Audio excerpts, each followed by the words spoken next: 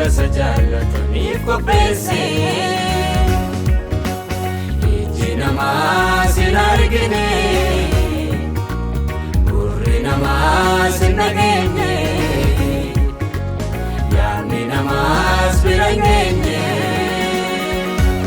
Waan Waaqayyo warra sajaalataniif qopheesse. Iji namaa sin argine, gurri namaa sin dhageenye, yaadni namaas bira hin geenye.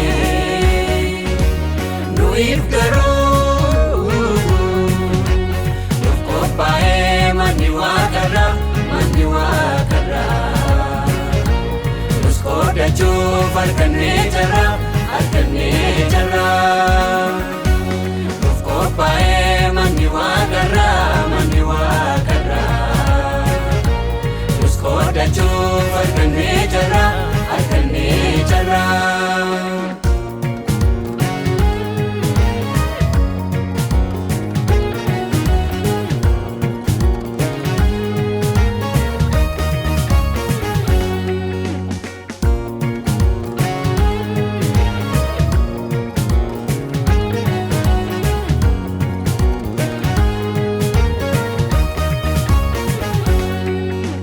Darbutti jira yeroof wanti nutti hin tolle,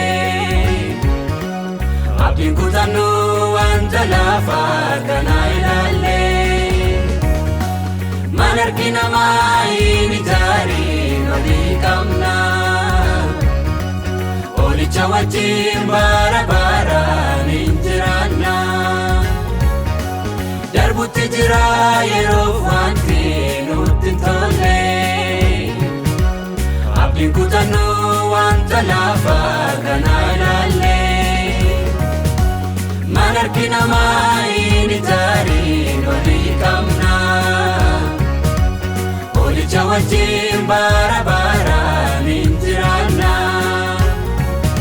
Jireenya haaraa kan daangaa hin qabne nus arganneerra, kan yoomuu hin banne.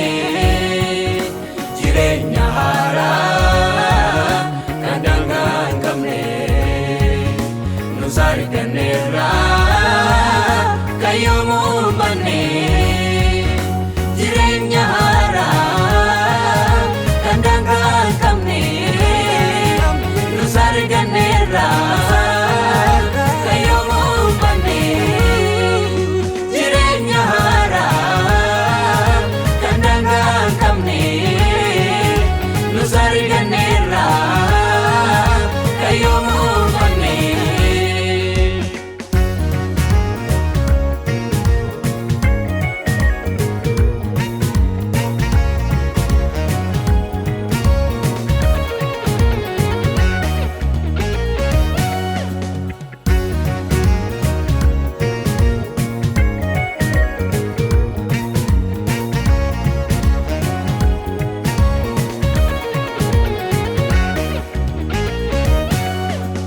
Rakkinni keenya irraa ulfina keenya boriin waliin madaalu. Yesus nuuf qopheesseera mana keenya galgala dhaala isa caalu. Jilba keenya nu buusu wanta argame dhabamu aduu kanaa gadi. Dursee waada nuuf galee dhufe nuuf fudhachuudhaaf nuuf kenne Rabbi. Rakkinni keenya irraa ulfina keenya boriin waliin madaalu.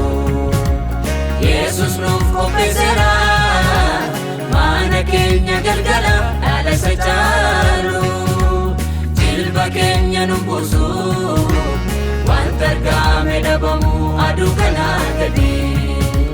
Dursee waada nuuf galee dhufe nuuf fudhachuudhaaf nuuf kenne Rabbi. Manni keenya Waaqarraa, manni keenya, manni keenya Waaqarraa, manni keenya. Galmi keenya Waaqarraa, galmi keenya, galmi keenya.